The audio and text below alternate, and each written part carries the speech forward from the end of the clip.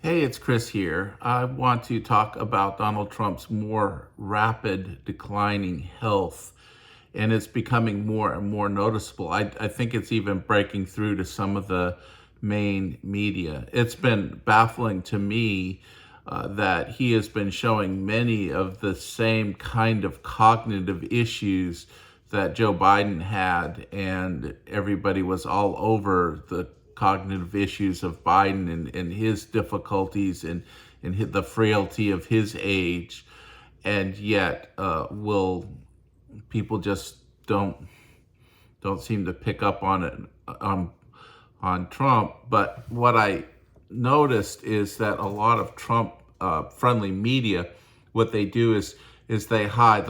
They won't show all the things that's going on at his rallies and his town halls. The way he can't get words out, he confuses words. He's unable to answer direct questions. He's slurring words. There's moments where he just goes inexplicably silent. The apparent incontinent episodes that have been happening, all those things simply don't get breakthrough on like a Fox News or a Newsmax or all the religious media. So what's happening is a lot of Trump supporters and followers simply don't know because they don't watch his rallies. They don't watch all his town halls. They don't watch what he posts on Truth Social. They don't see all the evidence of real cognitive issues, real health issues that would be very, very concerning if they saw it in one of their own family members. In fact, if we kind of look at where Donald Trump presents to himself now in public, if he were the parent of a friend of mine, I might talk to that friend, check in on them to see how they're doing and what was going on, because I would be suggesting to that friend that they need to get their father to the doctor and get some assessments and begin to come up with a plan of care for the end of life, whether it's going to be months or years, we don't know. I always say only I don't have heaven's appointment book, so I don't know the last day somebody will breathe on this earth. But we'd want to start planning for that. Planning for those stages where that parent would be less and less able to care for themselves and to do for themselves. Because often when you don't plan for it, you get really the worst high stress outcomes, and that's not good. So a lot of people talk about, well, Mr. Trump be in a nursing home if he wasn't running for president. Well, the way things are currently structured, I would kind of disagree with that. He wouldn't be in a nursing home if he didn't have assets, if he was just, maybe a middle class with some long-term care insurance and things like that would pay for it. He probably would be in an assisted living situation with a memory care unit attached to that and receiving some memory care and being in assisted living. Since he's got a lot of wealth, he's going to be one of those that would have 24/7 sitters and caregivers that would be with him to help him get through his day.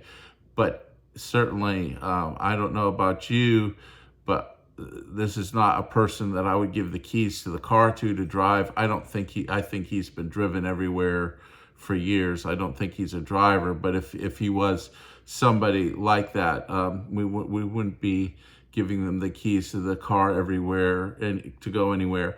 A lot of families at this point have to take more active involvement in managing money and assets.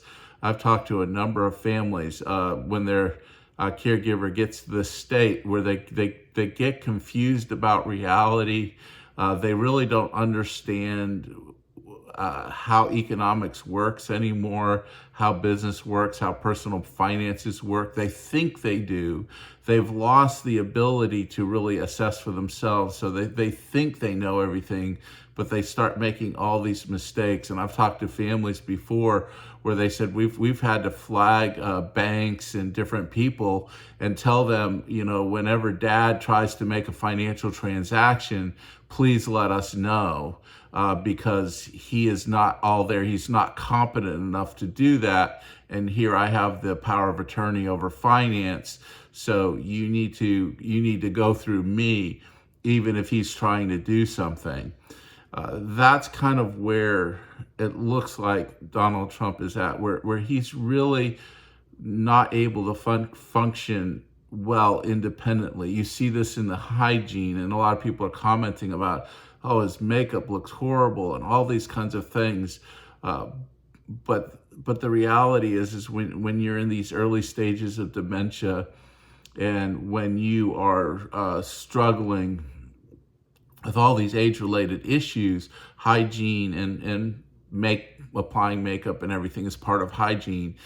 You start to notice things there as well. So a lot's going on with him, and I think that this just rapid decline probably is coming from the pressure of switching out President Biden with Vice President Harris. All of a sudden, he's got to go out and seriously campaign, and he's it's showing that he may not have the stamina to keep doing what he's doing. I noticed that his interactions are better in the morning. They're still incoherent. There's still a lot of word salads, but they're better in the morning than the evening. That's consistent with sundowners.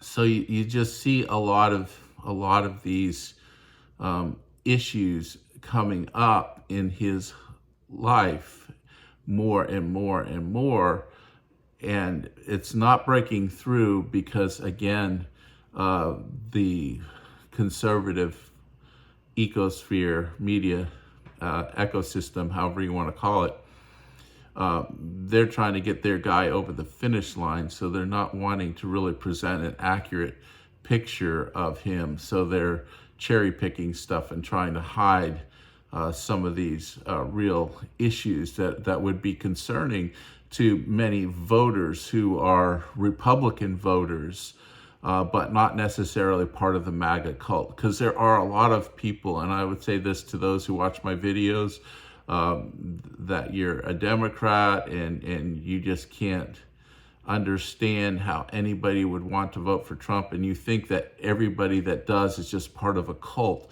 Well, that's not necessarily true. I think what's happening is a lot of Trump voters, a lot of Republicans who just have always voted Republican, they're not so much voting for Trump as against the Democrats, and realize that there are people out there that are like that, but they're not getting an accurate picture of Donald Trump's health, because their media sources are the Fox News, the Newsmax, and things aren't covering that. So they don't see all those video clips that would show really concerning things. And that's one thing that maybe you could do if you want to help somebody, is to see these issues, is not so much argue you got to vote blue and all that, is maybe just help them become aware of these videos or what's happening in these rallies and what he's saying on Truth Social, because I can pretty much guarantee you that there's a large segment of Republican voters who are dependent on right-wing media, and right-wing media is being totally dishonest with them, and they have no idea of what Trump's condition truly is. And it is truly concerning to me, because having dealt with patients like that for years and seeing how decline works and seeing how it's speeding up, I'm greatly concerned that if he were to win come Inauguration Day, he might be totally not fit to take the oath of office. The decline is happening that fast in my observation. And so I would just hope that people would really take some time to look, and especially if you're a Republican voter. I'm gonna end with this. If you're a Republican voter, I know that you don't want to watch left-wing media. There are times when I'm looking at multiple media sources where I don't want to be watching left-wing media too, because I hear some of the propaganda as well, and I'm troubled by it because I don't buy into it either. And I recognize that it's just spin as much as you get spin on the right wing too. But I'm more aware of right wing spin and now because I've broadened my sources of media input, that I can see more when the right is spinning just as much as the left is. But if you go to places like Midas Touch Network, MEIDAS Touch Network on YouTube, Luke Beasley, Adam Mockler, Jesse Dollemore, Dollemore, Brian Tyler Cohen, Cohen. If you look them up, you can just fast forward through all their talking and just go to the clips that they're showing of Trump in the rallies and things that he's saying. Just fast forward to where they show what he's saying on his Truth Social. You don't have to listen to their spiel. You don't have to listen to their take. Just go and see how Donald Trump is and how he's behaving, how he's acting, because I think it will help you come to a better understanding of where he truly is at. And I do think that it's important for those who are going to vote for Donald Trump to fully understand his cognitive state, his health state, and recognize what exactly the risks are of putting somebody like that in the office. And again, if you've watched my videos and you watch my channel, you know that I'm first and foremost a Christian. I'm a follower of Jesus Christ. I'm loyal to Jesus Christ first and foremost. I'm a citizen of God's kingdom. I'm an ambassador of Jesus Christ. That's my mission. Now, I was placed here by God. I was born in the United States. I'm a U.S. citizen. I'm a military veteran. My life, I was raised as a Republican, to vote Republican, to be part of the Republican Party when it comes to earthly politics. So I am not one of these people that is out there just trying to come into conservative space to promote the Democratic Party. That's not who I am. But I understand, as a follower of Christ, being loyal to Christ, that Donald Trump has done immense damage to the Christian faith in the United States. And the Christian nationalists that are following him are damaging the biblical Christian faith. We are called to be a missionary people. We are not called to create cultural dominance and rule and dominate an earthly society. We are called to be salt and light in that society and to bring the gospel and to make disciples and teach people to observe what Jesus taught us. And that's our calling.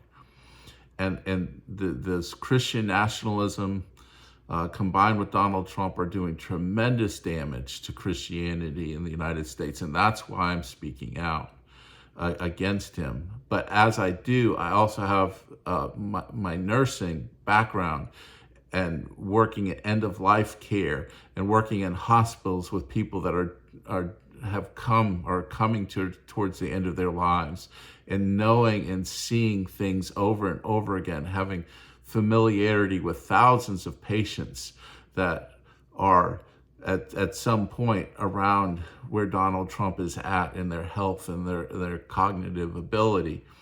And I'm as I look at that, I see that he's just not well, on top of being not right for our country. And that is what's triggering a lot of what I'm trying to share, is to say, look, we've really got to think about this and really be careful, especially as Christians. And I have been working through, I went away on vacation, had some time to think and reflect, I do think I want to, and I will be making some videos trying to think through biblically, what do we do in this situation where as Christians, we can't necessarily get on board with some of the social agenda that the Democrats support, yet we have the situation that we're in. What is the right path forward? What would Scripture teach us to, and how should we be shaped and formed with Scripture, and how we should approach these things? So I'm going to be sharing some videos on that in the coming days if you come back to this channel. I do appreciate you watching. Thanks so much. If you find that this was helpful, please subscribe to the channel. I'm trying to get to 5,000 subscribers. Once I get there, then we'll open up channel memberships, and with those channel memberships, we'll have more behind the scenes interactions and discussions. A lot of good things planned, but we got to do one thing at a time. So thank you so much for watching, and God bless.